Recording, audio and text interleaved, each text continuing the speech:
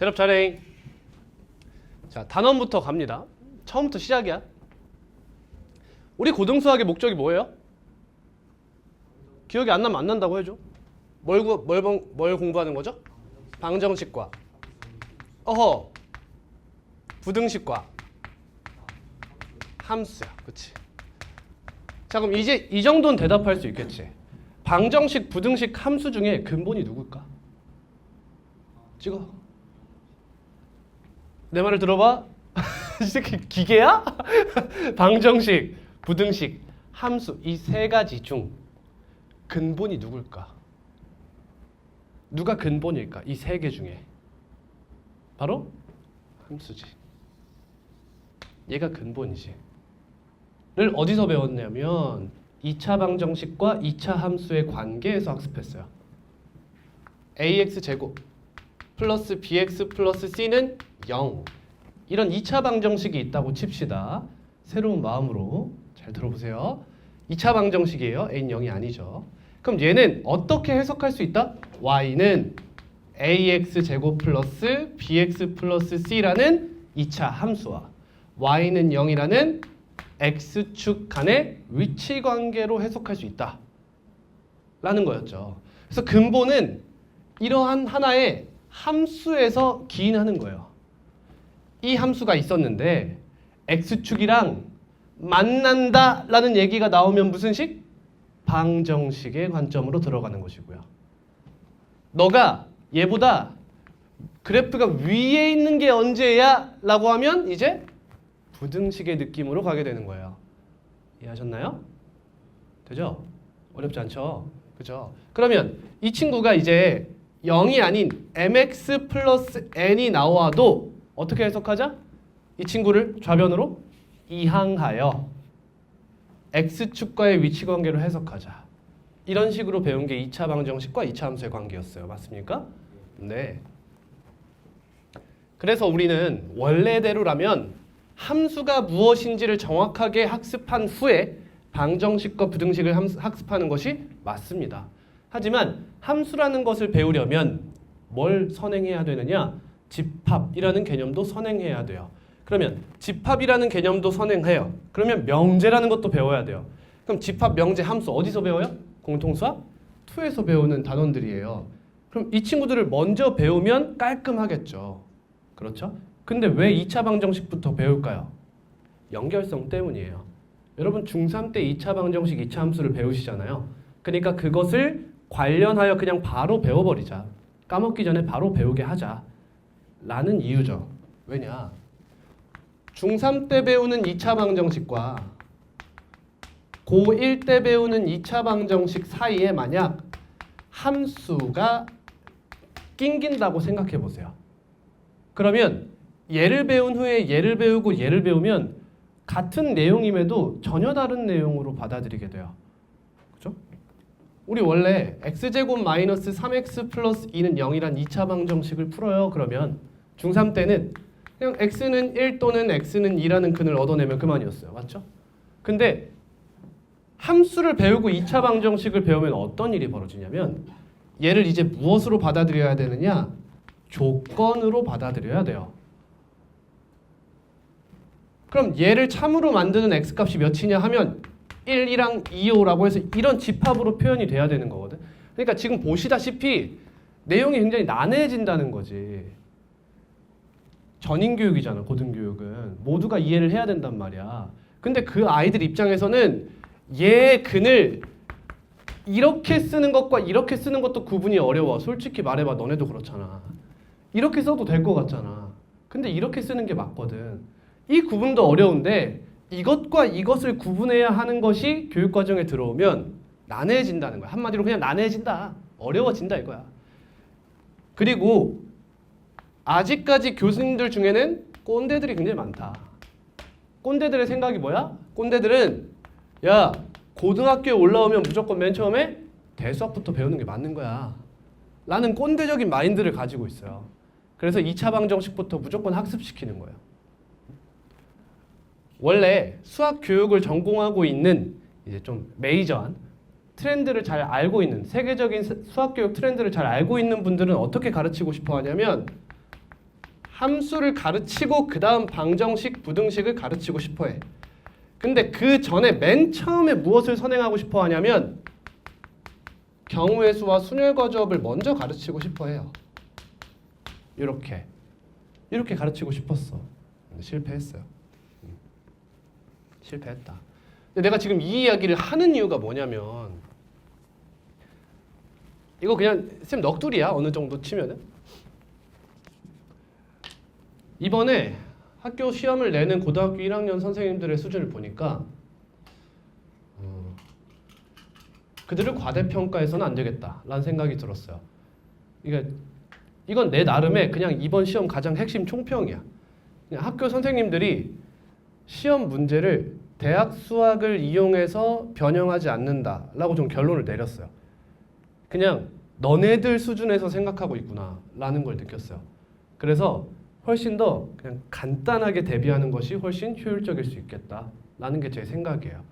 학교 선생님들이 예를 들면 여름 복소평면 배웠잖아, 그렇지? 학교 선생님도 복소평면 언급하셨죠. 근데 제 생각에는 그것을 이용해서 이 문제를 예쁘게 변형할 능력이 없다라고 전 판단했어요. 예를 드는 거예요. 복소평면으로 예를 드는 겁니다. 그렇기 때문에 문제를 그냥 간단하게 예를 들면 3개라고 있으면 4개라고 변형했듯이 2개가 있으면 하나로 변형하고 플러스였다면 마이너스로 변형하고 이런 식의 변형 문제를 많이 접할 계획입니다. 우리는 그 얘기를 하고 싶었어요. 첫 번째.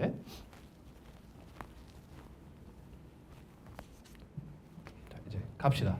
그럼 이 3개를 배우기 위해서 기초적인 재료로 뭘 배운다? 다항식을 배웠어요. 그죠? 그러면 다항 방정식, 다항 부등식, 다항 함수를 배워야 돼. 그러면 맨 처음에 다항식은 차수가 중요하잖아. 그러면 1차 방정식, 1차 부등식, 1차 함수를 배워요. 언제요? 중학생 때요. 그럼 1차 방정식 고등학교 와서 새로 배워요? 안 배워요. 특별한 게 없다고 판단하는 거죠. 1차 부등식 새로 배워요? 배웁니다. 근데 1차 부등식 자체는 배웠잖아. 그러니까 1차 부등식 중에서도 조금 특이한 친구들을 학습하게 될 예정이에요. 예를 들면 절대값을 포함하는 1차 부등식의 풀이라든지 이런 걸 학습하게 될 겁니다. 1차 함수도 배웠으니까 안 배워요. 다음은 2차죠. 2차 방정식 새로 배웠어요? 배웠죠? 고등학교 1학년 때 새로 배웠어요? 왜 새로 배웠어요? 얘들아, 이 이야기를 하는 것도 마지막일 거야. 그러니까 잘 듣고 모르는 게 있다면 꼭 나한테 말해줘. 왜? 허근의 존재성. 그쵸? 원래 중학교 3학년 때까지는 너의 판별식이 0보다 작으면 근이 몇 개? 없다라고 배웠었잖아. 근데 이제는 근이 몇 개야? 무조건 2개라고 배우죠. 2차 방정식의 근은 무조건 몇 개? 2개. 3차 방정식의 근은 3개. n차 방정식의 근은 n개다. 알겠죠? n개예요. 무조건. 그럼 이제 여러분들에게 묻는 게 뭐야? 그러면 실근에 대해서 어떻게 되는데? 이걸 이제 묻게 되는 거잖아. 실근은 어떻게 돼? 그리고 실근도 2가지로 나뉘어요. 서로 다른 실근의 개수와 실근의 개수로 나누어서 묻게 되죠. 뭐가 달라요? 서로 다른 실근의 개수 하면 우리 중간고사 때 쌤이 이거 강조했었어요. 뭐냐? 서로 다른 실근의 개수 하면 항상 뭐가 떠올라야 된다? 서로 다른 교점의 개수가 떠올라야 돼 라고 이야기했었어요. 기억나십니까? 기억나세요? 이 2차 함수와 x축의 교점의 x좌표를 알파와 베타라고 한다면 fx는 0 이라는 2차 방정식의 근은 뭐가 돼? 알파와 베타가 되죠. 맞아요? 네. 그럼 얘가 x축에 접해 있어 이렇게. 자, 묻는다. 이거 gx예요. 그러면 gx는 0이라는 2차 방정식은 바로 대답해. 근이 몇 개야? 2개야. 됐어? 다음 실근이 몇 개야? 2개야. 실근은 2개야. 우리 판별식이 0이면 뭐라고 불러? 2차 방정식의 판별식이 0이면 중근 갖는다고 하잖아. 근데 중근의 다른 이름이 뭐야? 긴 거. 서로 같은 두 실근이야. 두 실근. 즉, 이 상태에서 실근의 개수를 물으면 몇? 2 이렇게 대답해야 돼. 근데 서로 다른 실근의 개수는 몇이야? 1이지. 이 친구는 뭐랑 같다? 교점의 개수와 같다는 거지. 같은 값은 하나로 취급해야 되는 거죠. 이 둘을 항상 조심해라. 알겠죠? 조심하시고. 그래서 이렇게 허근의 존재성 때문에 고등수학에서 2차 방정식을 다시 한번 배운다. 또 2차 부등식 다시 배우나요? 아니, 새로 배우는 겁니다. 처음 배우는 거죠. 여러분 여러 가지 부등식 단원에 가면 2차 부등식을 학습하게 된다. 다음 2차 함수 중3 때 배웠습니까? 배웠습니다. 근데 뭐에 대해서 학습하셨죠? 거의 그냥 뜻과 표현만 배웠다 라고 생각하면 되는 거야. 뜻과 표현만 배우셨어. 표현법 뭐 있어? 첫 번째 기본형. 그렇지. 두 번째 표준형. 세 번째 일반형. 다음 하나 더 인수 정리 형태. 이렇게 네 가지가 있는 거지. 기본형, 얘는 무엇에 대한 학습을 하고 싶었어요? y는 ax 제곱이잖아. 얘는 모양에 대한 학습을 하고 싶었던 곳이에요.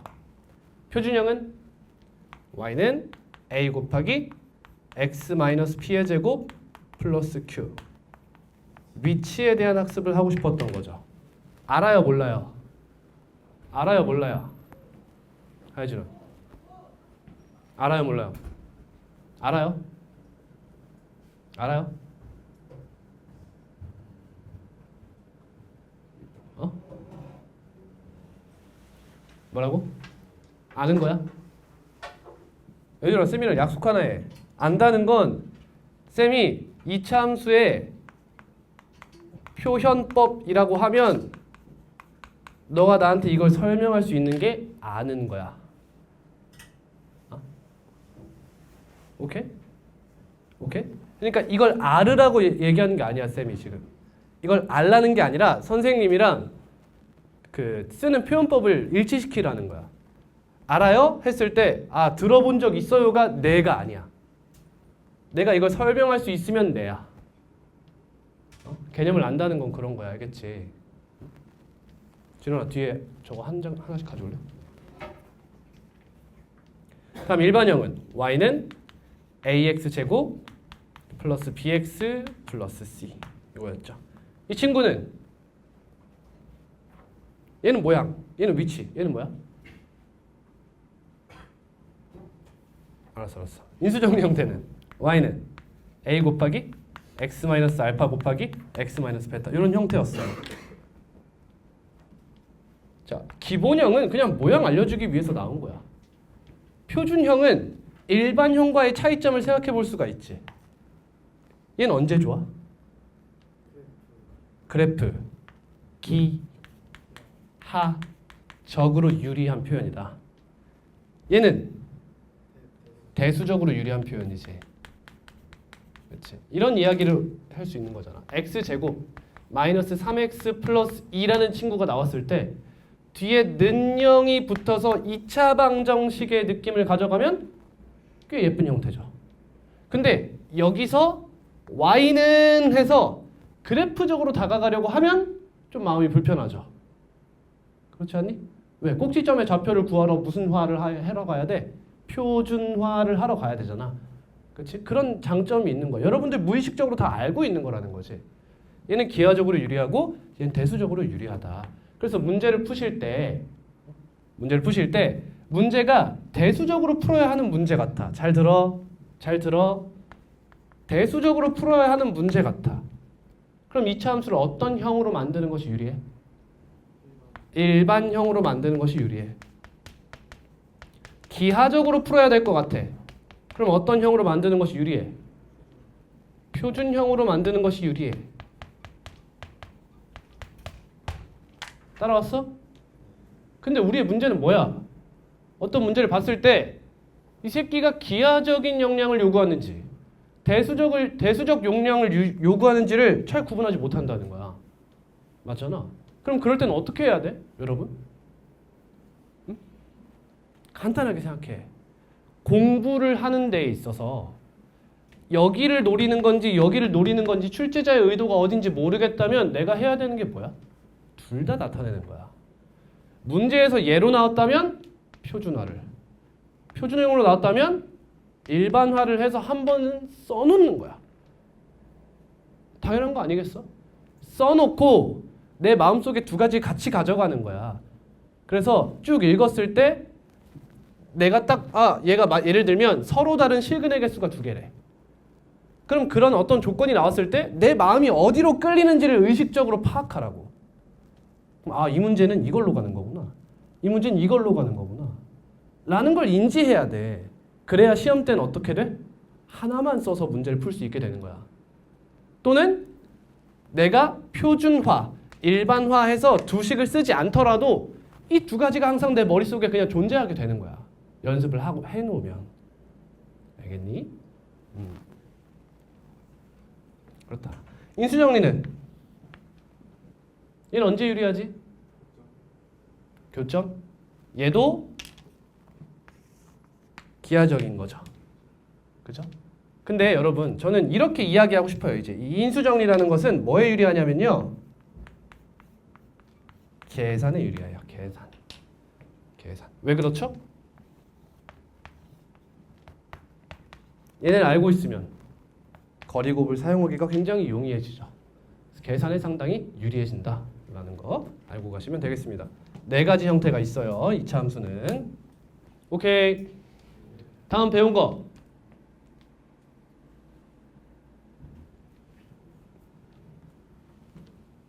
2차 방정식. 2차 함수 배웠잖아. 2차 부등식 배웠어? 안 배웠어. 그치? 배울 거야. 그럼 3차 함수 배워요? 안 배우죠. 3차 방정식 배우죠. 3차 부등식 안 배우죠.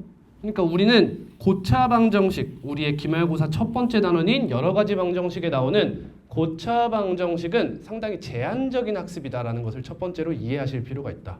3차 함수의 그래프를 알지 못해도 풀 수 있는 방정식만 나에게 제공될 거다라는 건 어느 정도 인지하고 계세요. 자, 그리고 나면 이제 차수 막혔으니까 다항식 끝났으니까 유리식, 무리식, 지수식, 로그식, 삼각식에 대해서 배우는 것이 고등학교 2학년까지의 내용이죠. 좀 하나씩 단원 정리하겠습니다. 그래서 맨 첫 번째 대단원의 이름이 뭡니까? 다항식이죠. 수학에서 어떠한 개념을 학습할 땐 몇 단계로 학습한다? 4단계로 학습한다. 첫 번째, 정의. 4글자로는 뜻과 표현. 뭐라고? 뜻과 표현. 어떤 걸 배울 땐 항상 그 개념의 뜻과 표현부터 배우는 거야. 그 다음은 성질을 배우고, 그 다음은 활용, 그 다음은 융합이야.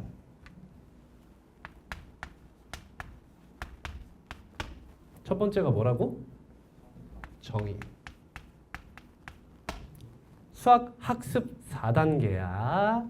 두 번째, 성질. 세 번째, 활용. 네 번째, 융합. 그냥 닥치고 외워야 돼. 이걸 틀을 딱 잡아놓으면 새로운 개념을 학습할 때 용이하다. 꼭 알고 있어야 돼. 여러분 첫 번째 시간에도 제가 말씀드렸고요. 제가 모든 대비, 내신 대비 할 때마다 항상 무조건 첫 시간에 항상 무조건 말해줄 거예요. 무조건 몇 번 하는 거야. 정의, 성질, 활용, 융합. 근데 성질에는 몇 가지가 있다? 성질에는 10가지가 있어요. 1번 항등원, 2번 역원. 알아 몰라? 모르면 다시 써. 아무데나 쓰란 말이야.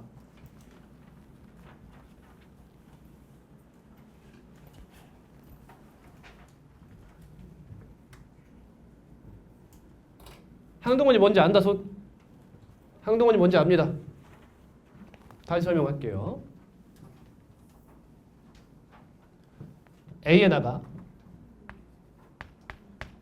무엇을 더해야 나 자신인 A가 나옵니까? 0. 이 0을 뭐라 불러요? 0을 뭐라 불러요? 덧셈에 대한 항등원이라고 불러요. 덧셈에 대한 항등원. 그럼 A에다가 무엇을 더해야 덧셈에 대한 항등원인 0이 나옵니까? 뭘 더해야 되죠? 마이너스 A를 더해야 되죠. 마이너스 A를 뭐라 부를 거예요? 덧셈에 대한 역원이라고 부를 거예요.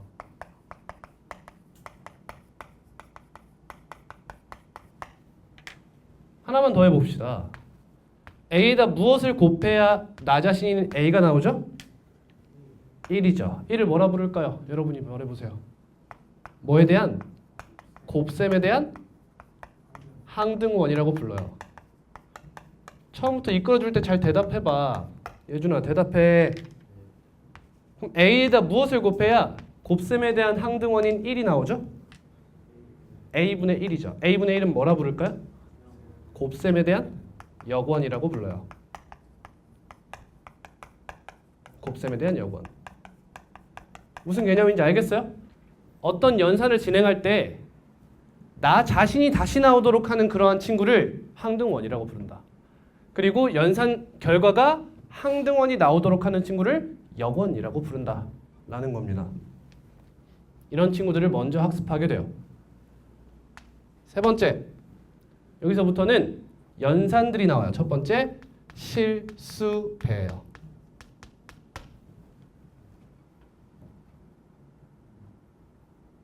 이런 거 있죠? 이러한 다항식에다가 뭐 어떠한 실수를 곱해. 그럼 어떻게 되느냐? 이런 얘기를 먼저 하고요. 그 다음은 사칙 연산이 등장합니다. 합, 차, 곱, 나눗셈이 나와요. 이 친구들에 대한 성질이 나오게 된다. 다음 세 개는 연산 법칙이 나옵니다. 첫 번째 교환 법칙. 두 번째 뭐예요? 결합 법칙. 세 번째 분배 법칙입니다. 이렇게 끊어서 외우면 편할 거야. 이렇게 끊어 외우면 편하다.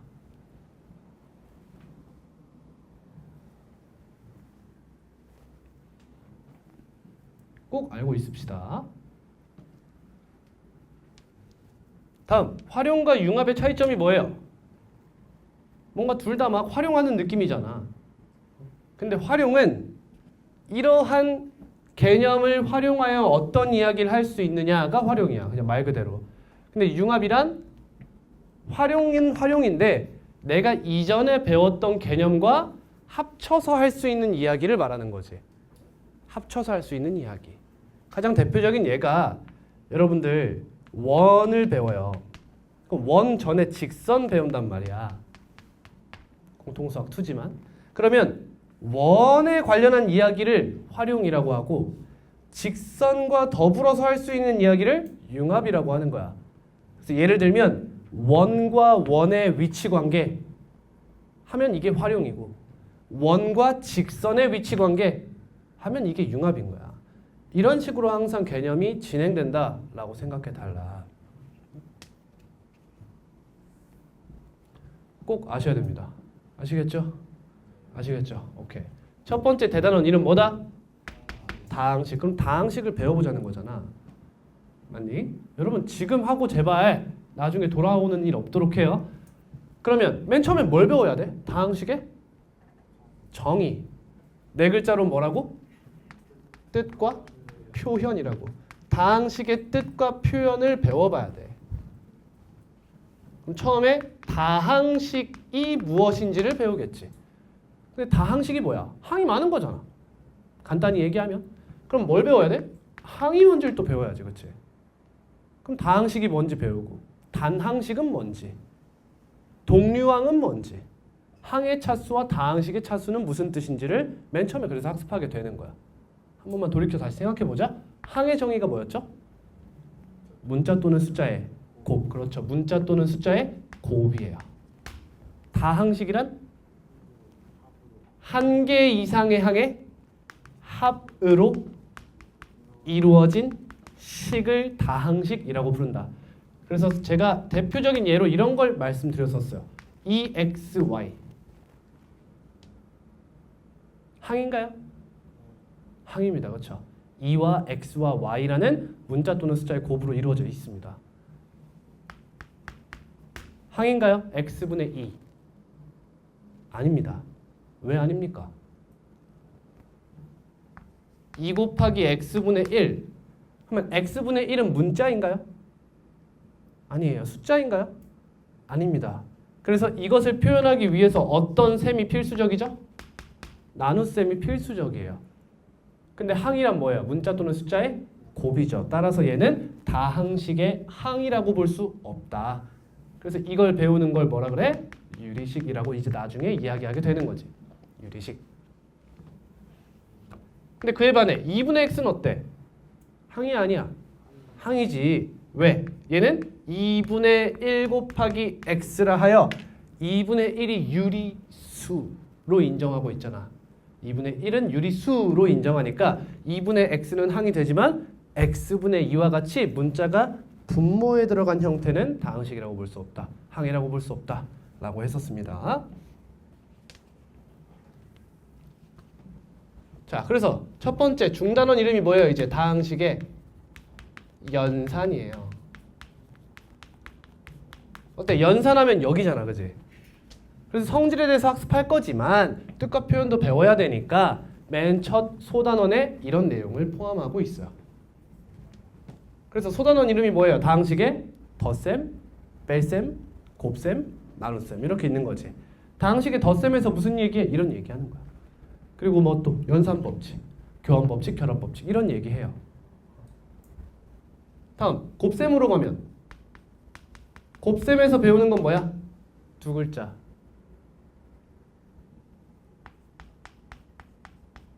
전개를 배우는 거지. 다항식과 다항식을 곱할 때 전개하는 방법에 대해서 학습한다.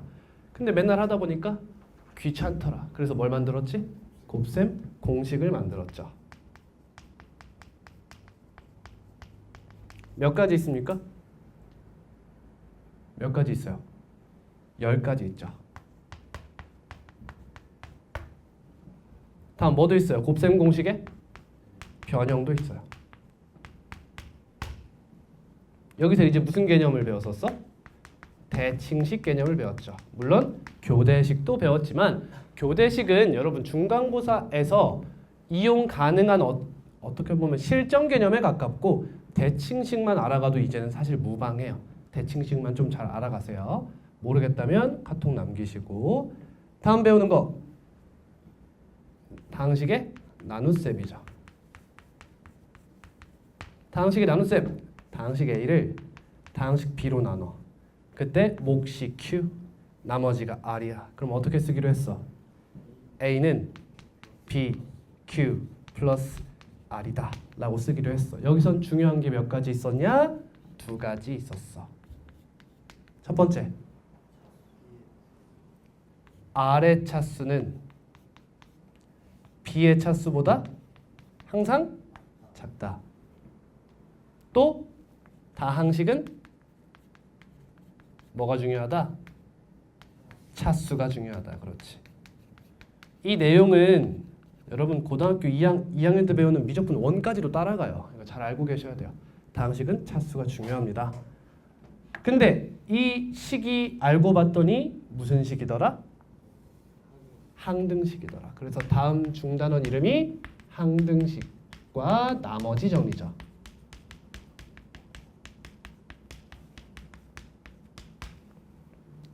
그러면 맨 처음에 또 뭐 배워? 항등식에 X값 표현 배워. 정의 배우는 거야. 항등식의 정의 하면은 X의 값에 관계없이 항상 성립하는 등식 뭐 이렇게 배워요. 그 다음 뭐 배워요? 성질 배우죠. 근데 이 성질이 알고 봤더니 뭐더라? 개수 비교법이더라. 근데 개수 비교법이 어떤 법 중 하나?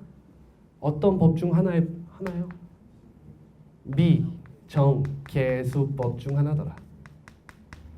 그래서 미정개수법 첫 번째가 뭐예요? 개수 비교법. 두 번째가 뭐예요? 아무거나 넣어도 된다며. 아무거나 넣어보자. 수치 대입법이죠. 그리고 이 수치 대입법의 대표적인 사례가 뭐다? 나머지 정리예요. 나 말했어 얘들아.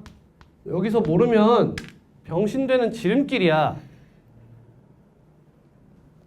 빠르면 빠르다. 여러분들의 의사를 표현해줘.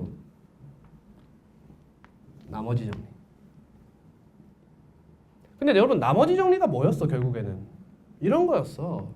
다항식 fx가 있는데 이런 것도 여러분 사실 눈여겨볼 만한 거잖아. 여기 전까지는 다항식한테 fx라는 비율을 안 해. 이 전까지는 뭐라고 써? a, b, p, q 이렇게 쓴단 말이야. 근데 여기서부터 다항식에 fx라는 이름을 쓰기 시작해요. 그 이유가 뭐야? 여기서부터 대입이 시작되기 때문이야. 이 x값에 무언가를 대입하기 시작하잖아. 그 전에는 x에 무언가를 대입하지 않는단 말이야. 근데 이젠 대입이 시작되는 거야. 그럼 얘를 몇 차식? 1차식 x-a로 나눈 하는 순간 난 원래 뭐 해야 돼? 다항식을 다항식으로 나누면 원래 뭐 해야 돼? a는 bq 플러스 r꼴로 표현을 해줘야 돼. fx는 x-a qx 플러스 원래 rx. 근데 몇 차로 나눴어? 1차. 그럼 나머지는 항상 뭐야? 상수항이 나오겠지. 그래서 여기다 x를 쓸 필요가 없다 라는 거야. 여기 rx라고 써도 돼? 안 돼? 바로 대답을 못하겠으면 모르는 거야. 여러분 이렇게 쓰면 되는 거야? 안 되는 거야? 대답을 하라고. 틀려도 된다니까. 나 제발 좀 틀려줘 씨발. 틀려 그냥. 돼 안 돼? 되는 거야. 돼. 얘들아 fx는 2다. 말이 돼 안 돼? 되는 거야. 우리가 이런 2차 함수를 많이 봐서 그렇지 이런 함수는 무슨 함수라고 부르지 사실? 상수함수라고 부르는 하나의 함수야 또. 상관없는 거야. 그러니까 이렇게 쓰더라도 x에 몇을 대입하든지 그 값이 일정한 것뿐이다 라는 겁니다. 근데 상수임을 이용해서 그냥 이렇게 쓰는 거다. 그럼 여기다가 x값에 몇을 대입하고 싶어? a. 왜? 대답해봐. 왜? 그치. qx를 모르잖아. 그럼 a를 대입하면 fa는 r이다. 그래서 나머지가 뭐가 된다? fa다 라는 사실상 새로울 것이 없는 내용이다. 나머지 정리라는 것은. 그렇죠? 그냥 너가 배웠던 다항식의 나눗셈에서 너가 0이 되는 x값을 대입하면 정보를 얻어낼 수 있는 경우가 있다 라는 얘기를 하고자 하는 것이 나머지 정리. 그래서 나중엔 이런 것도 변형으로 나오잖아. 예로 나눈 나머지가 예를 들면 이렇게 나왔어. 그러면 이렇게 쓰는 것이 당연히 맞으나 1을 대입하고 2를 대입해서 F1과 F2가 몇인지를 가져가도 되는 문제도 배우는 거죠. 이제 이게 응용되면 뭐까지 가는 거야? 요게 이제 완전 제곱식으로 나오고 또는 뭘로 나온다? 인수분해 되지 않는 2차식으로 나오는 문제도 많이 봤던 거죠. 이러한 변형들을 학습한 이력이 있습니다. 다음 나머지 정리 중 특수 케이스 뭐예요? 인수 정리를 배웠어요.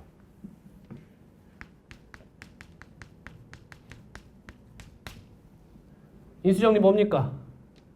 나머지가 0 나누어 떨어지면 x-a를 무엇으로 갖는다? 인수로 갖는다.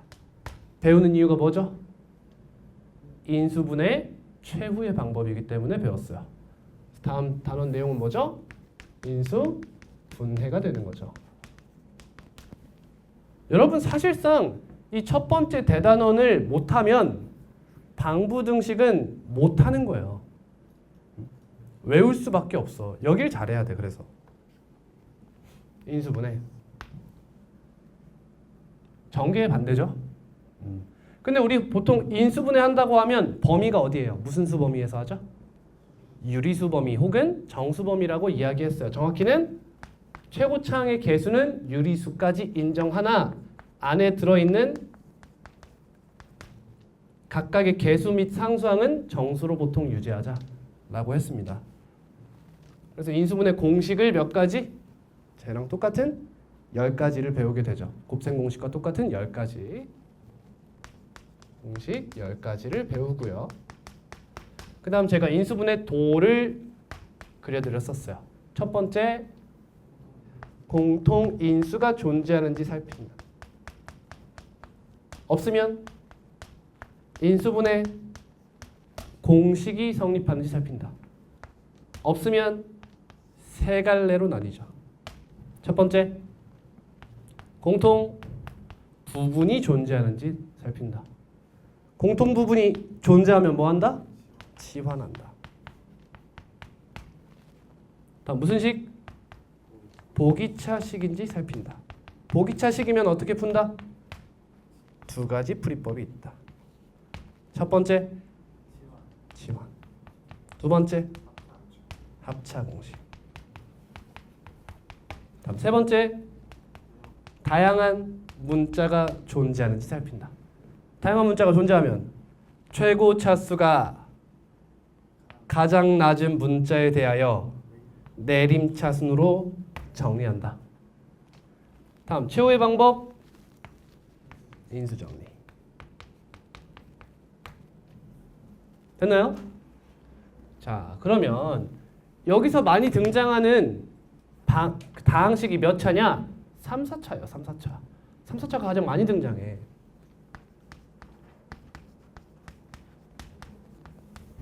예를 들어 요런 친구가 나왔다 치자. 요런 다항식이 나왔어.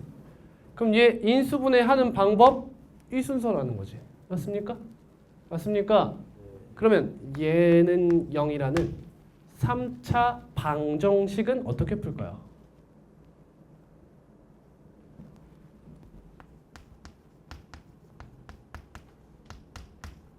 이 차 방정식 어떻게 풉니까?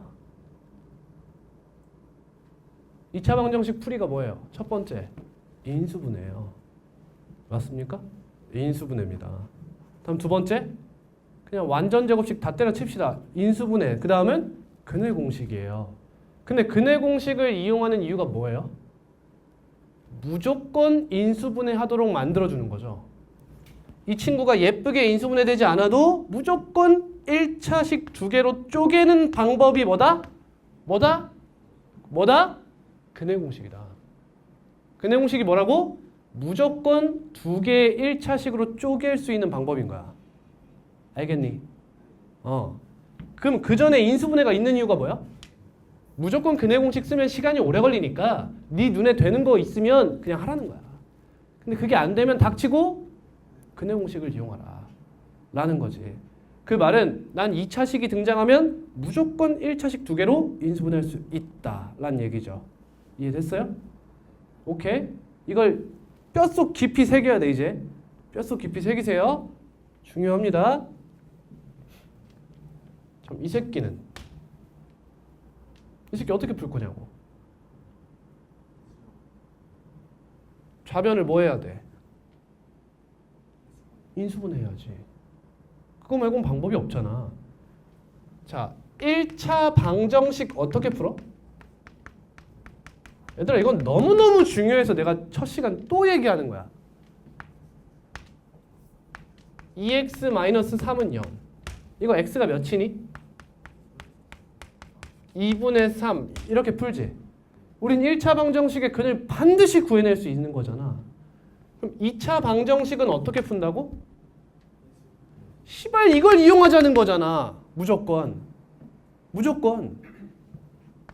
x-7 얘를 x-3 곱하기 x 플러스 1로 인수분해할 수 있다면 그를 뭐라고 할 수 있어? 너가 몇? 0이거나 너가 0이다라고 하는 두 개의 몇 차 방정식? 1차 방정식을 유도해낼 수 있지 않냐 이거잖아. 그럼 3차 방정식도 어떻게 풀어라? 세 개의 몇 차식? 1차식의 곱으로 무슨 분해? 인수분해하면 끝난다 이거 아니야. 근데 우린 2차 정복했지. 무슨 공식? 2차 방정식의 근해 공식을 아니까 1차 세 개로 인수분해해도 되지만 복잡한 형태라면 1차 곱하기 몇 차? 2차까지도 허용하겠다. 결국 이거 아니냐는 거야. 그럼 4차라고 달라? 생각해봐. 4차 방정식이 있어. 보기차식에 전념하지 마. 그냥 4차 방정식이야. 어떻게 풀까? 얘 뭐 해야 돼? 그렇지. 인수분해 해야 된다. 이걸 머릿속에 각인해야 되는 거야. 인수분해 해야 된다. 그럼 내 머리가 어디로 가? 여기로 와야 되는 거야. 항상 이렇게 가야 되는 거야. 결국에는. 근데 3차 방정식은 차수가 3이란 특성 때문에 무조건 뭐 아니면 뭐야? 1차, 1차, 1차 또는 1차, 2차로 인수분해 되는 것만 나온다는 거야. 이해돼? 이해돼? 우리 수준에서 인수분해를 못하는 건 못 나온다는 거야. 왜? 우리 몇 차 함수를 몰라? 3차 함수를 배우지 않았단 말이야. 그러니까 인수분해 되지 않는 친구는 절대 못 나온다 이거야. 예를 들어줄게. 잘 봐.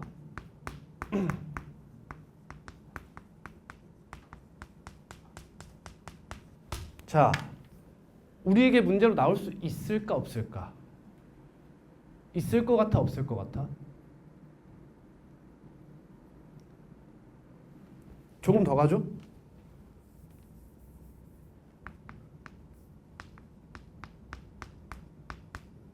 있을까 없을까?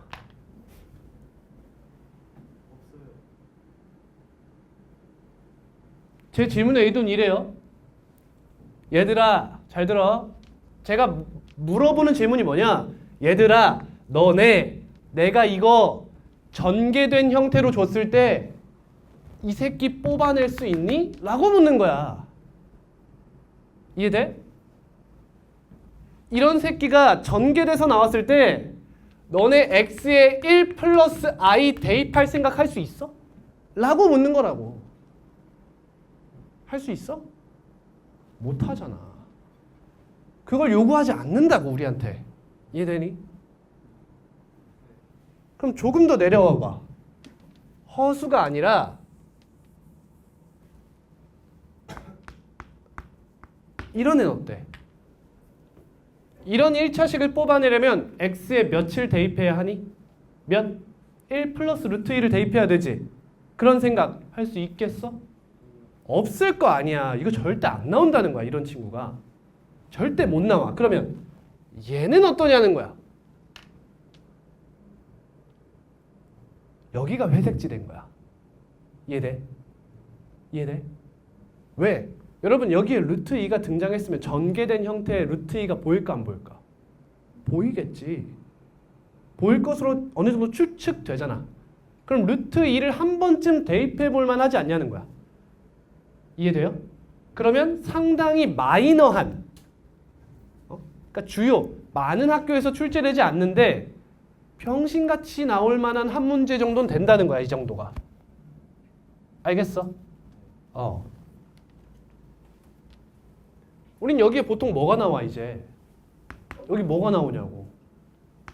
정수가 나오지 않냐고. 이런 식으로. 우리에게 나오는 문제는 여기로 한정되어 있다는 거야. 이해됐지? 그러면 얘를 뽑아 먹어야 되는 건데 이 새끼를 뽑을 가장 간단한 방법이 보통 뭐야? 인수정리인 거지. 갖다 대입해봐가지고 0이 되는지 안 되는지 확인하는 거. 그게 보통 가장 편한 방법이잖아. 이해됐니? 따라서 3차 우리에게 주어지는 3차 방정식은 무조건 몇 차식이 뽑혀? 1차식 하나는 뽑히게 되어 있다. 그러면 4차는 어떠냐 이거야.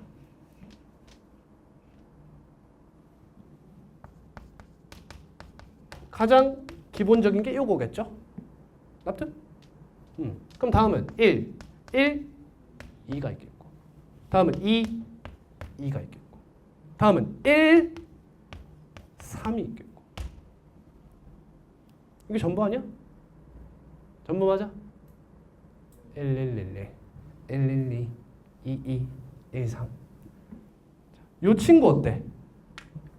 얘들아, 인수분해했는데 1차와 3차라는 건 무슨 뜻이냐?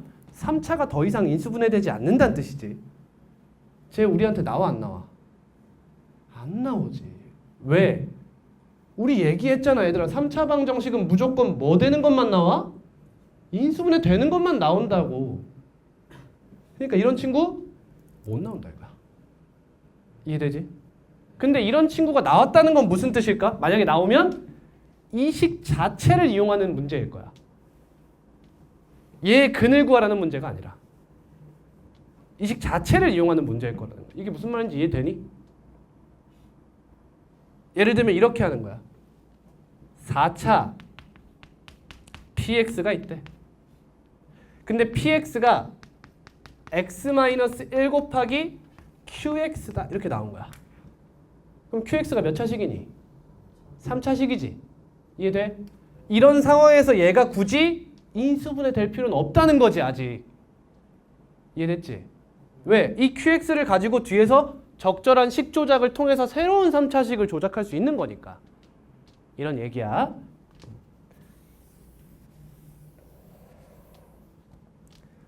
얘 나올 수 있어? 나올 수 있겠네. 그치? 그러면 2차와 2차의 곱이니까 각각이 어떤 스펙트럼을 가져? 서로 다른 두 실근 또는 중근 또는 서로 다른 두 허근을 각각 가질 수 있는 거잖아. 이해되지? 이런 형태의 문제가 나올 수 있겠지. 다음 112 얘는 뭐야? 느껴져 얘들아? 얘 파생이야 생각해보면. 이 둘 중에 하나가 예쁜 서로 다른 두 실근을 갖게 되는 거지. 이렇게 뭐라고? 예쁜 뭔 말이야? 이 친구도 실근이긴 하잖아. 서로 다른 두 실근. 근데 우리 얘 보고 인수분해 된다고 하진 않지. 이해됐니? 얘는 근해 공식을 사용해야 하는 친구잖아. 이런 형태는 얘지만 얘가 이렇게 되어서 예쁜 인수분해가 가능하면 이런 형태다가 되는 거지. 근데 이 상황에 얘도 그런 애야. 그럼 뭐가 돼? 1111이 되는 거지. 인정. 우리 사실상 지금 여러 가지 방정식 하고 있는 거예요. 그럼 얘들아, 3차 방정식이 가질 수 있는 근의 종류를 생각해 보자. 3차 방정식이 가질 수 있는 근의 종류를 생각해 보자. 아까 얘기했어요. 1차일 수 있고 1차, 2차일 수 있다고 이야기했습니다. 그럼 여러분, 얘에서 등장할 수 있는 근이 뭐가 있죠? 111에서 종류를 또 생각해봐. 이런 애가 있겠지. 다음은 이런 애가 있겠죠. 뭔 말인지 이해해? 이해하고 있어? 다음은 이런 애가 있겠네. 그럼 얘는 무슨 근일까? 중근 중에서도 3중근이죠. 그렇죠? 얘는요.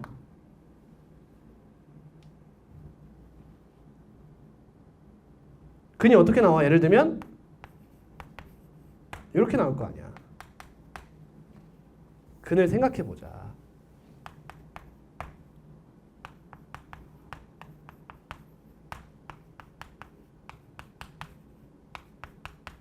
얘는 근이 뭐야? 얘 근 뭐야? 알파지. 그래서 뭐라 부른다? 3중근 이렇게 부른다. 얘는 근이 뭐야? 알파, 베타. 그럼 말로는 어떻게 표현할까 보통? 한 중근과 다른 한 실근 이렇게 부르는 거야. 한 중근과 다른 한 실근. 그럼 얘는 알파, 베타, 감마잖아. 서로 다른 세실근 이렇게 되는 거지. 다음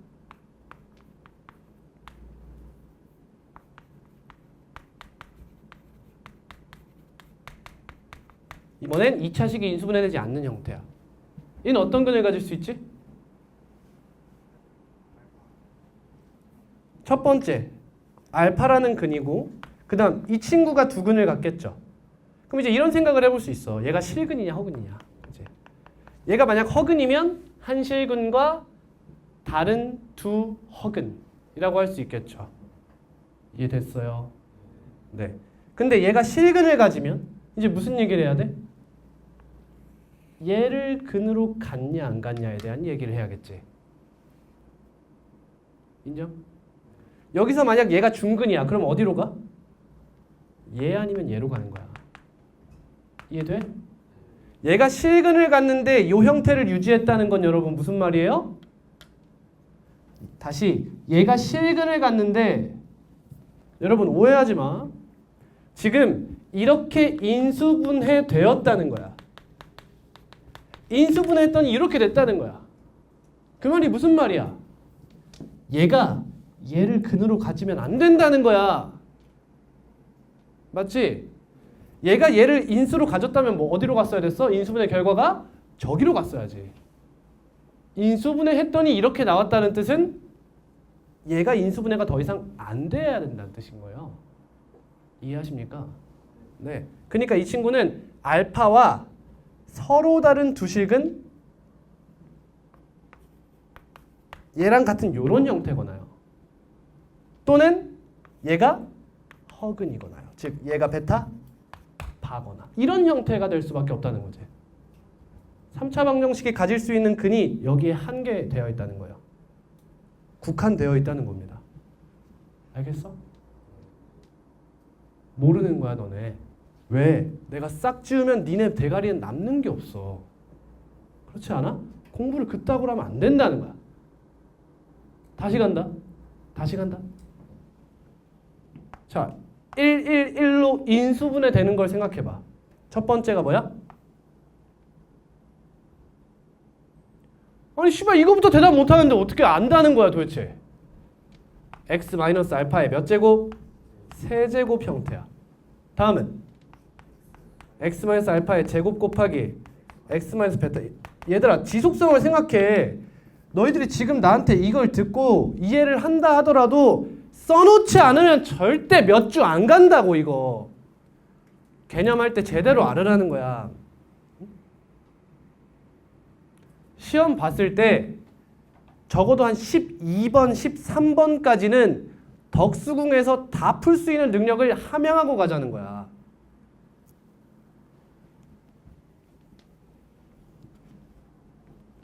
다음은 다 다른 형태겠지. 이런 형태.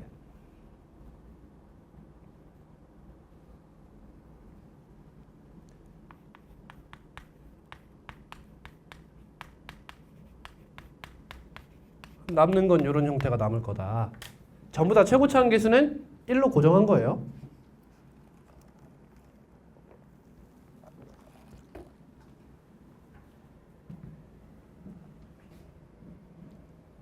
자, 그럼 이 친구는 무슨 근? 삼중근 갖는다고. 삼중근. 써! 삼중근.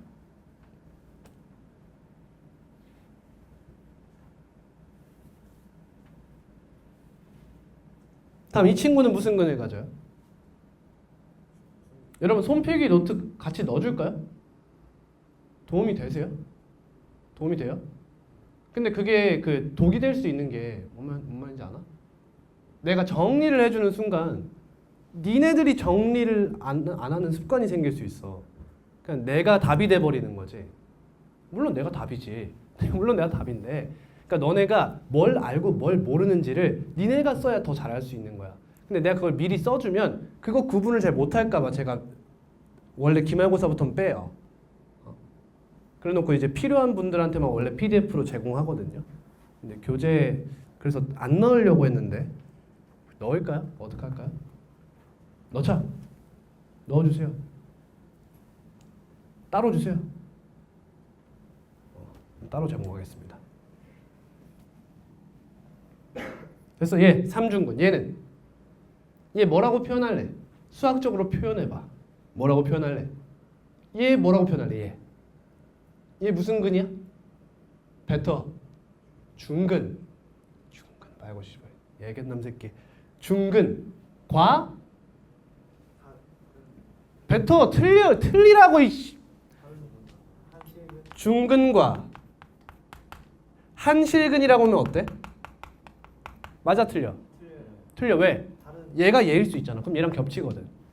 그러니까 얘만이 가질 수 있는 포지션은 다른 한실근인 거지. 여러분 전부 다 실계수 범위에서 얘기하는 거예요.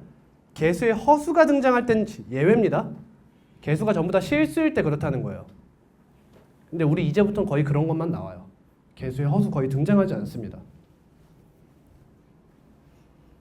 다음 이 친구는 이렇게 인수분해되었대요. 그럼 무슨 근이에요? 서로 다른 한식, 서로 다른 세실근이다. 이해 못한 것 같아서 네 번째 얘기한다. 오늘만 네 번째 얘기해. 잘 들어. 이렇게 인수분해 되었다는 것은 알파, 베타, 감마가 같을 수 없다는 거다. 이해됐지? 같을 수 없다는 거야. 이렇게 인수분해 됐다는 것은 너는 0이란 2차 방정식이 알파를 근으로 가질 수 없다는 뜻이라는 거지. 언제? 이렇게 인수분해되었다는 워딩이 있을 때. 근데 그냥 fx가 이런 식으로 써져 있대. 인수분해란 언급이 없어. 그럼 가능한 거야. 그렇지? 조심하세요. 조심하세요. 그러면 이제 너가 알파를 근으로 하느냐 마느냐는 중요한 사항이 되는 거예요. 그때는. 인수분해될 때라는 거죠. 그럼 이 친구는요. 얘가 실근을 갖느냐 허근을 갖느냐로 나뉜다. 근데 얘가 실근을 가지면 뭔 가지면 안 돼? 중근은 안 돼. 그렇지? 왜? 중근 가졌으면 이런 형태가 됐을 거야. 그러니까 이렇게 인수분해되지 않았었겠지? 그러니까 중근은 안 된다. 그럼 해봐야 서로 다른 두 실근. 근데 좀 더러운. 인정? 좀 더러운. 그럼 이 친구는 무슨 근을 가질 수 있어? 서로 다른 세 실근을 첫 번째로 가질 수 있겠지. 근데 얘보다는 좀 더러운. 다음 얘가 허근이면 뭐야? 한 실근과 다른 두 허근. 서로 다른 두 허근. 근데 얘들아 원래 허근은 다른 거야. 그죠? 이해되니? 원래 두 허근이 나오면 무조건 달라. 둘은 무슨 관계니까? 켤레복소수 관계니까. 왜 이런 얘기를 할 수 있는 거지? 3차 방정식이니까 이런 얘기를 할 수 있는 거야. 만약 4차 방정식이면 허근이 몇 개까지 존재될 수 있지? 4개까지 가능하지. 그렇지 않니? 2차와 2차로 인수분해되는데 둘 다 판별식이 음수인 거야. 그러면 그때부터는 같은 두 허근, 허근인 중근이 나올 수 있다는 거지. 이해됐어? 그냥 대표적으로 예쁜 예를 들면 이런 거죠. 허근이 서로 다른 두 허근이 나오는데 2개씩 나오는 거지. 그럼 이 친구는 중근이 될 수 있는 거야. 근데 3차 방정식은 2차식이 해봐야 몇 개 존재할 수 있어? 따라와. 2차식이 몇 개까지 존재할 수 있지? 하나까지밖에 존재하지 못해. 그러니까 허근을 가져봐야 켤레로 하나밖에 못 나온다는 거야. 한 켤레밖에 못 나온다는 거지. 이해되니? 근데 4차는 2켤레까지 나올 수 있으니까 허근의 중근에 대한 중근인 허근에 대한 이야기를 할 수 있지만 3차는 그런 얘기 못 한다. 우리 지금 기초 쌓고 있어요. 기초.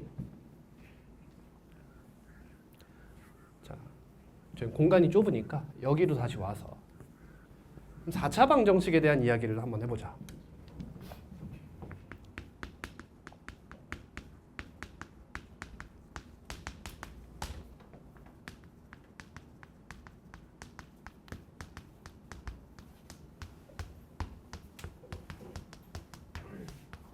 여기까지가 아까 했던 얘기죠.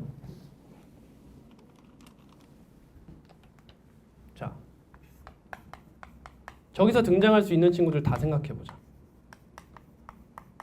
이거부터 갈까? 이거 뭐라고 부를까? 사중근이라 부르면 돼요.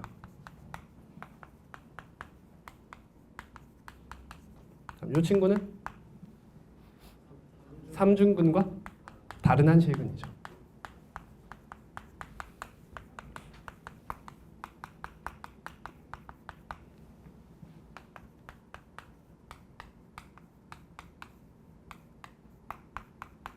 얘는요?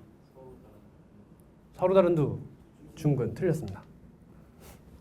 서로 다른 두 중근이란 말은 쓰지 않아요.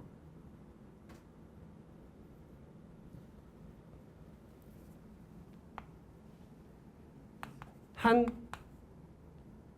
중근과 다른 한 중근이에요. 씨발 왜? 라고 생각해? 서로 다른 두 중근이란 표현을 안 쓰는 거야. 왜요가 아니야. 그냥 안 써. 그냥 안 써. 얘들아, 위치 관계도 뭐다? 정의야. 우리 이차함수에서 배운 거 생각해봐. 이거 뭐라 불러? 이 위치 관계를 뭐라 불러, 여러분? 두 점에서 만난다잖아. 쟤를 보고 누가 점 두 개에서 만나요. 그럼 맞아, 틀려? 맞는 말이야, 틀린 말이야?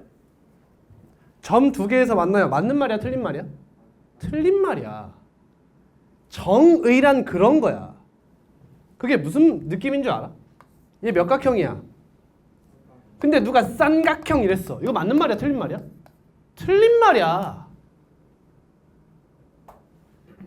쌍각형이라고 썼어. 맞아? 틀린 말이라는 거야.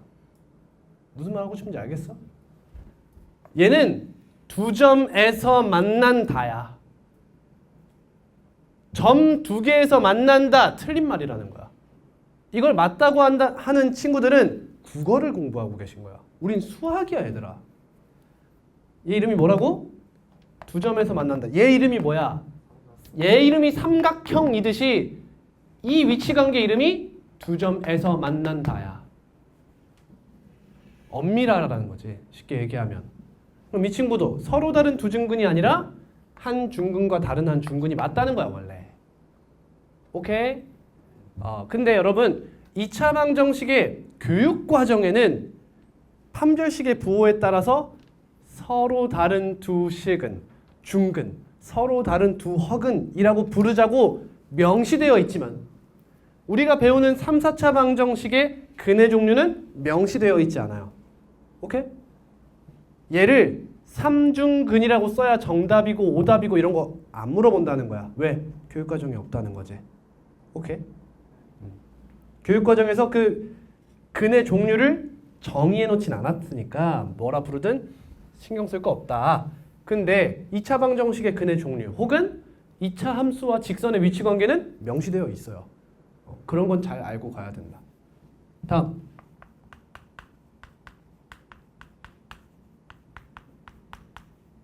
얘는 어때요?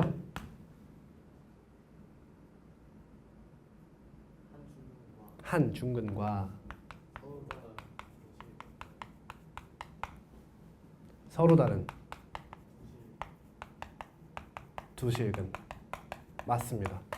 뭔가 읽을 땐 뭔가 살짝 구멍이 있어 보이지 않아요? 없어 보여요? 예를 들어 한 중근이 1이야. 얘가 중근이야 이렇게. 근데 서로 다른 두 식은 같는데 여기 1, 3이어도 되는 거 아니야?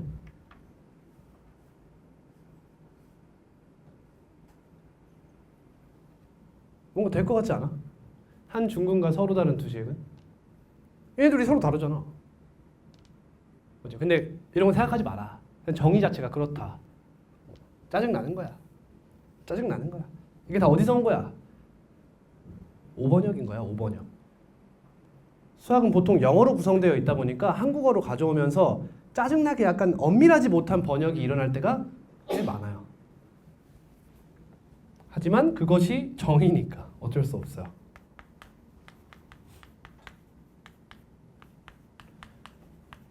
얘들아, 내가 이걸 이야기한다고 해서 이거에 집착하면 안 돼. 알겠지? 쌤이 아까 얘기했지? 이 위치관계 이름에 너무 집착하지 마. 4차 방정식에서 나올 수 있는 근의 종류가 이런 형태가 있다라는 걸 알면 돼요. 얘는 뭐라고 부를까? 가장 간단하죠? 서로 다른 내실근이에요. 자, 이제부터는 2차식이 들어오기 시작하죠. 자, 여러분 이 친구는 그냥 이 선에서 끝내도록 할게요. 생각해보면 4차 방정식도 3차식이 온전히 살아있는 인수분해는 불가능하다. 나올 수 없다고 얘기했잖아. 그럼 해봐야 등장할 수 있는 차수가 높은 다항식은 뭐밖에 없어? 2차식밖에 없는 거야. 다시 인수분해된 결과에서 3차식이 등장하면 안 된다고. 맞지? 그치? 그래서 우리 3차 방정식 무조건 이렇게 인수분해 될 거라고 한 거잖아. 그럼 4차 방정식 풀 때도 인수분해 했더니 3차식이 그대로 살아날 수가 있어 없어? 있어 없어? 없다는 거야. 맞지? 그러면 차수가 높은 다항식이 나와봐야 몇 차냐고? 2차라는 거야. 맞지? 2차라는 거야. 그럼 이런 형태에서 다 근간한 거 아니냐고. 여기서 하나만 인수분해돼? 그러면 어떤 서로 다른 두 실근이 있는 거고, 얘가 허근을 갖냐 뭐 실근을 갖냐 이런 얘기가 시작되는 거고, 둘 다 인수분해가 됐다면 이런 애들이 되는 거고, 그렇다는 거지. 이런 스펙트럼을 가진다는 거야. 됐습니까? 네. 자, 추가로 하나만 더 할게요. 뭐냐면 여러분 우리 배웠잖아. 2차 방정식이 판별식이 0보다 크면 서로 다른 두 실근을 갖는다. 대수적으로는 그렇지만 기하적으로는 무슨 뜻이야? x축과 이렇게 만난다는 거잖아. 그치? 2차 방정식은 기하적인 요소도 배웠단 말이야. 근데 아까 이야기했듯이 3, 4차 함수를 배우지 않았잖아. 맞니? 3, 4차 함수를 배우지 않고 3, 4차 방정식만 배우고 간다. 즉 대수적인 풀이만 묻겠다는 거야. 하지만 결국 여러분들도 어차피 미적분 1을 학습하시면 3, 4차 함수를 배워야 되잖아. 그러니까 미리 어느 정도 언지는 드리고 가고 싶은 거야. 기하적으로는 이런 얘기야 라는 겁니다. 오케이? 자, 갑니다. 자, 여러분 2차 함수는 이렇게 생겼죠. 여러분 2차 함수는요, 여기가 감소하다가 여기가 증가하지. 이거를 그냥 쌤은 체인지라고 부를게요. 증감이 바뀌었다는 거야. 오케이? 증감이 바뀌었어. 얘 몇 번 바뀌었어? 한 번 바뀌었지. 그러면 감소하다가 증가한다. 증가와 감소의 개수가 총 몇 개야? 2개야. 왜 2개야? 2차 함수라 2개야. 2차 함수라. 1차 함수 증가하다가 감소할 수 있어? 없어. 왜? 1차 함수라서 그래. 그럼 3차 함수는 얘가 몇 개일게? 3개야. 그래서 증가하다가 감소하다가 증가한다. 이런 형태야. 그럼 4차 함수는 몇 개까지? 4개까지 갈 수 있어. 증가하다가 감소하다가 증가하다가 감소한다. 이런 형태가 4차야. 됐니? 그럼 이제 잘 봐. 얘들아, 2차 함수가 판별식이 2차 방정식이 판별식이 0보다 크대. 그럼 x축과의 교점의 개수가 몇 개? 2개겠지. 그럼 여기가 알파고 여기가 베타면 너는 최고차 한계수는 모르겠고 이러한 2개의 1차식 인수를 갖겠다. 맞아? 납득? 그럼 판별식이 0이어서 중근을 가져. 그러면 x축과 뭐 하죠? 접하죠. 그러면 이 친구는 인수로 뭘 갖죠? x-알파의 제곱을 갖죠. 접하면 제곱을 가져요. 자, 하나씩 보겠습니다. 그러면 하나씩 봅시다. 자, 이 친구. 얘부터 갈게요. 얘 어떻게 생겼을까요? y는 너라는 3차 함수는 어떻게 생겼을까? 생각해보면 y는 0이랑 이런 곳에서 만난다는 거 아니야? x축이 쫙 있으면 알파, 베타, 감마, 알파, 0, 베타, 0, 감마, 0. 이 3차 함수는 여기서 x축과 만난다는 거 아니냐고요. 이해되니? 실제로 대입해봐. 여기 알파 나오면 몇 돼? 0돼. 얘도 알파 나오면 0되지 당연히. 얘는 모든 함수값이 0이야. 그러면 여기를 지나면서 이렇게 생긴 건 누구야? 이렇게 가다가 여길 지나야 되니까 다시 감소했다가 다시 증가하는 이런 형태의 함수가 되는 거야. 근데 이런 친구도 있는가 하면 뭐도 있어? 이런 애도 있을 거 아니야, 그지? 맞지? 이렇게 지날 수도 있고 이렇게 지날 수도 있는 거잖아. 뭐에 따라 달라질까? 최고차항의 개수에 따라 달라지는 거야.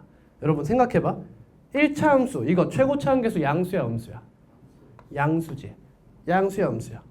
음수지. 양수야 음수야? 양수. 양수야 음수야?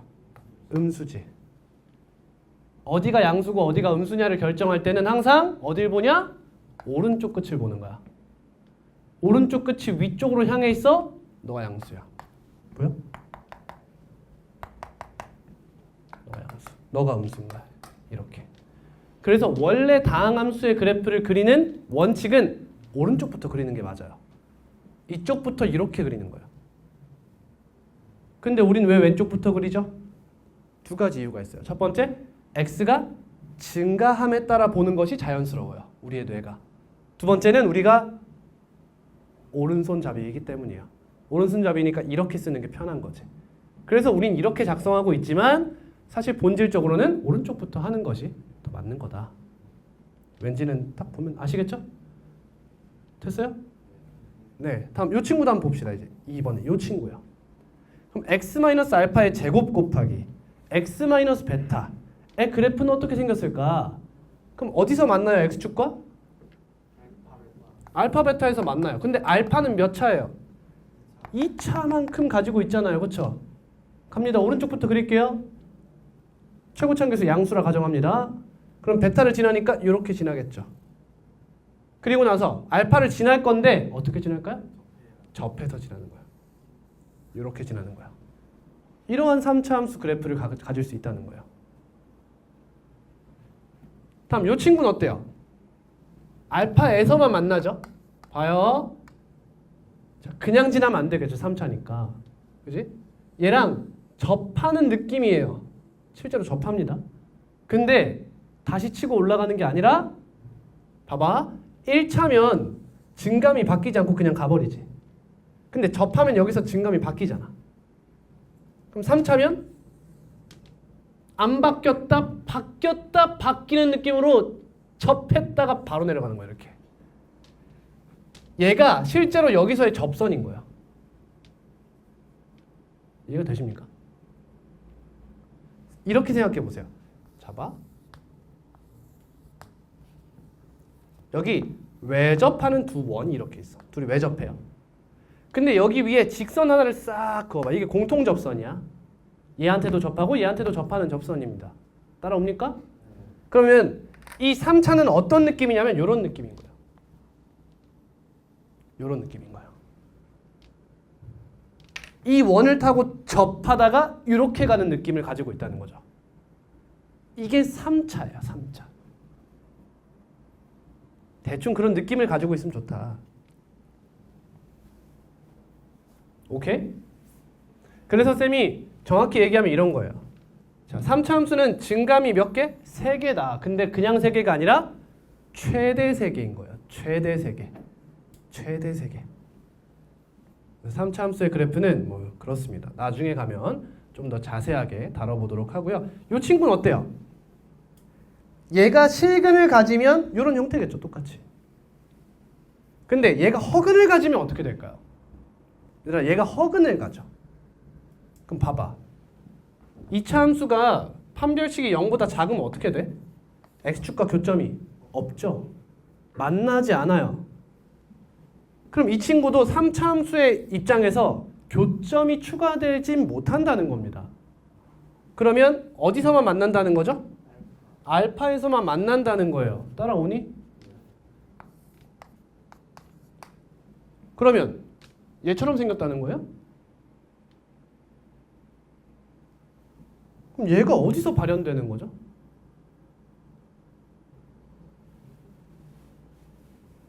알 수가 없는 거예요. 얘는 여기에서 지난다는 건 알겠어요. 근데 그 형태가 이렇게 될 수도 있는 거고요.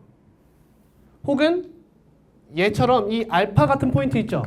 이게 여기 어딘가에 있어서 이렇게 생길 수도 있는 거고요. 모르는 거예요. 모르는 거야. 오케이? 알 수 없는 겁니다. 이런 형태의 그래프가 있다. 그럼 4차는 여기까지 하고 쉴게요. 4차는 어떻습니까? 이 친구 어떻게 생겼을까요? 증감이 4개 있을 거예요. 최대 4개.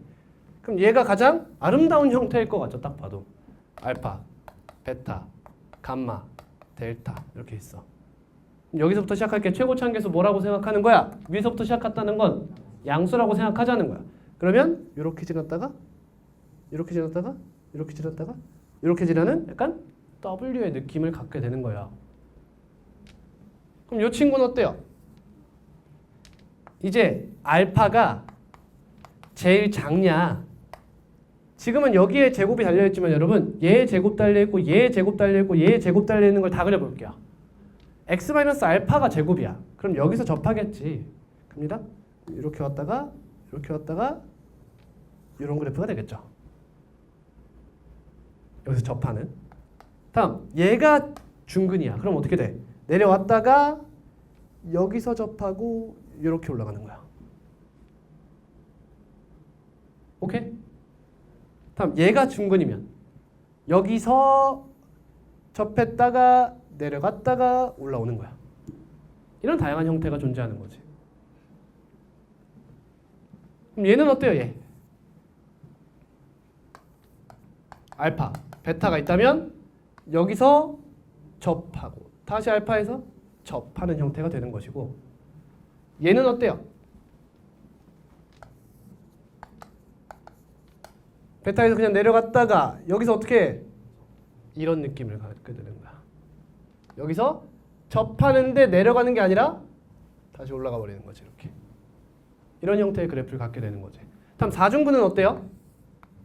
4중근은 마치 2차 함수와 흡사하게 접하게 되는 거야. 자, 그래서 이제 이런 이야기를 할 수 있어. 봐봐. x-알파라는 하나의 인수를 가져. 그러면 그냥 이렇게 지나면 돼. 오케이? 기하적인 거 미리 어느 정도 알아가자는 거야. x-알파의 제곱은 알파에서 뭐 하면 돼? 접하면 돼. 이렇게. 마치 2차 함수처럼. 다음 x-알파의 세제곱은 어떻게 하면 돼? 접하는데 접했다가 다시 치고 튕겨져 가는 게 아니라 다시 내려오는 거야. 이렇게. 다음 x-알파의 4제곱은 어떻게 될까? 마치 2차와 비슷해. 5차는 어떻게 될까? 3차와 흡사합니다. 여기서부터는 계속 비슷하게 생겼어요.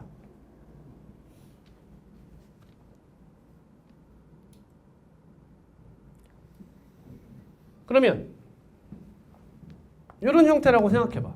둘 다 허근이야. 그러면 교점이 없겠지? 그럼 이 위에 있다는 거야. 그냥 뭐 이렇게 생겼거나 뭐 어떻게 생겼겠지. 다음 하나는 인수분해가 가능해. 그럼 두 실근 갖는 상태로 두 개는 실근인데 두 개는 허근이야? 그럼 하나는 뭐 이렇게 생긴 거야. 대충 이런 느낌의 그래프가 4차 함수의 그래프다. 기하적인 것을 잠깐 미리 봤어요. 이건 정말 우리 기말고사 내신과 관련이 없는 내용이었어요. 기하적인 내용은 이해를 위해서 잠깐 언급했습니다.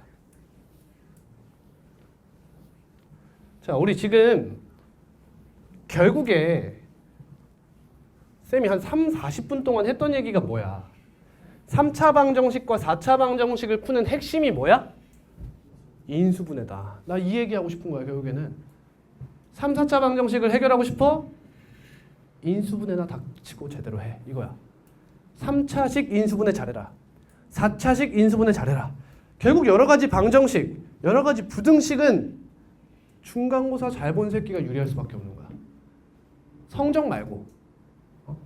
공부를 열심히 했던 아이들이 이득을 볼 수밖에 없다는 거야. 그렇다고 해서 역전이 불가능하냐? 절대 그렇지 않지.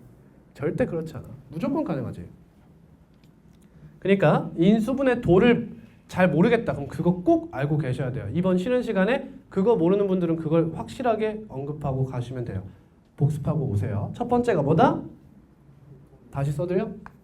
공통인수가 존재하는지 살펴라.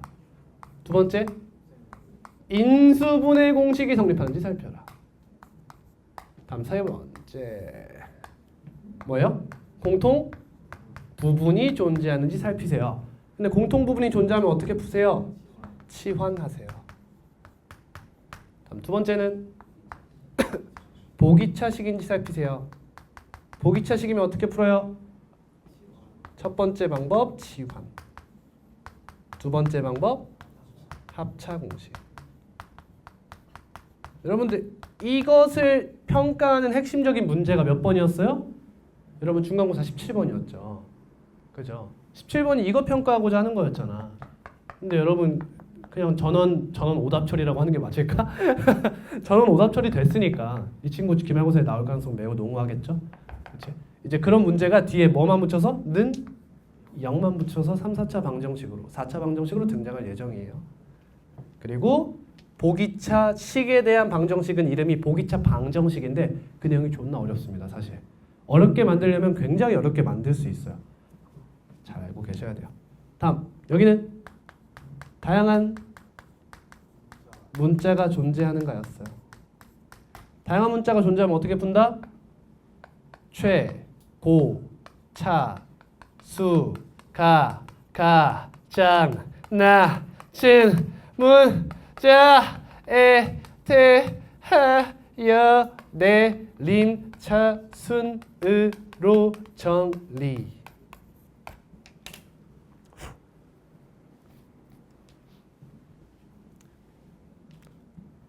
다음 마지막 방법이 뭐다?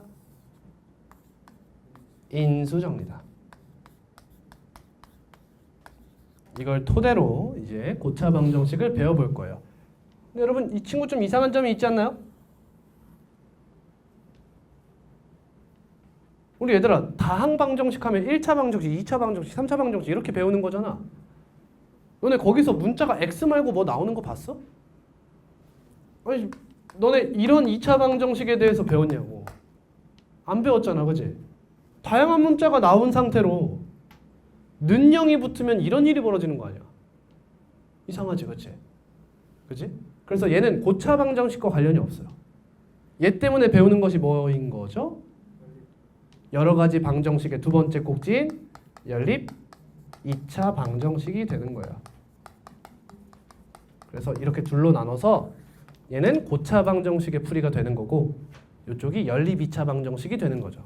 그래서 우리 여러 가지 방정식에서 배우는 두 가지가 고차 방정식의 풀이, 연립 2차 방정식 이렇게 되는 거예요.